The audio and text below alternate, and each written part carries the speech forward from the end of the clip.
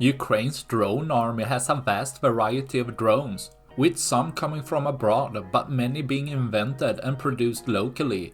One successful loitering drone with longer range is the Ram.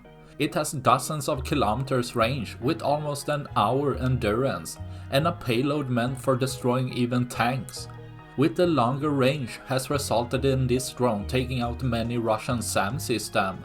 Seen here again with a Russian Buck getting hit, causing the Interception missiles to blow up, showcasing fireworks for Ukraine's drone surveillance. Destroying more of Russia's SAM system, leaving less for tomorrow. That's all I had for this video. Please like and subscribe for more. Thanks for watching. Bye.